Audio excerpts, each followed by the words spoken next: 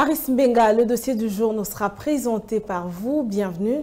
Merci Judith. Aujourd'hui spécialement, vous nous parlez de l'Agence des zones économiques spéciales et de la société québécoise Servitec qui ont signé un accord relatif à la fourniture de l'électricité dans les zones économiques spéciales de la République démocratique du Congo. Alors pouvons-nous connaître les objectifs attendus du gouvernement congolais quant à cet accord? En effet, c'est depuis le 6 avril 2022 que la ZES, Agence des zones économiques spéciales, et la société canadienne Servitec qui ont signé un accord en présence du ministre de l'Industrie, Julien Paluku, un accord dans le cadre de la fourniture de l'électricité dans ces zones économiques spéciales ZES, avec comme objectif développer, construire, financer, exploiter, entretenir une ferme solaire d'une capacité nominale nette de 2000 MW pour ainsi augmenter le taux d'accessibilité d'électricité en République démocratique du Congo, mais aussi contribuer au développement des ZES à travers ces 6 espaces industriels. Voilà, alors de manière plus précise, pouvez-vous nous dire quelle est la mission ou le rôle que joue la ZES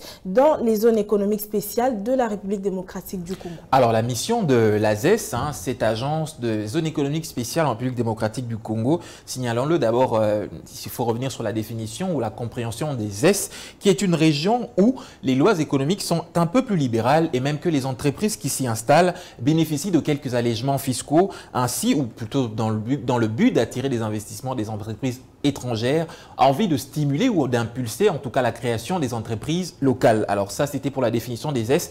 Et donc le rôle ou encore la mission que joue la ZES dans ces zones économiques spéciales est celle d'assurer d'abord un rôle d'administration et un rôle de régulation, aussi un rôle de contrôle pour faire le suivi de toute activité ayant trait avec l'aménagement ou la gestion dans ces zones économiques spéciales. Une dernière question pour vous, Aris Mbenga, avant de nous séparer, une question qui attire quand même l'attention. Est-ce que la société Servitec ne risque-t-elle pas d'entrer en conflit avec la SNEL quant à la fourniture de l'électricité dans les zones économiques spéciales ici en RDC? La ZES ayant agréé Servitec en tant qu'intervenant principal dans la fourniture d'électricité dans cette zone ZES qui est en cours de création, va bien sûr accompagner cette société Servitec dans la négociation de son offre de vente d'électricité auprès de la société SNEL, suivant la procédure requise à cet effet, dans la mesure où Servitec va produire l'électricité aux entreprises qui vont s'installer dans cette zone économique spéciale, a déclaré le chargé de mission de la ZES, M.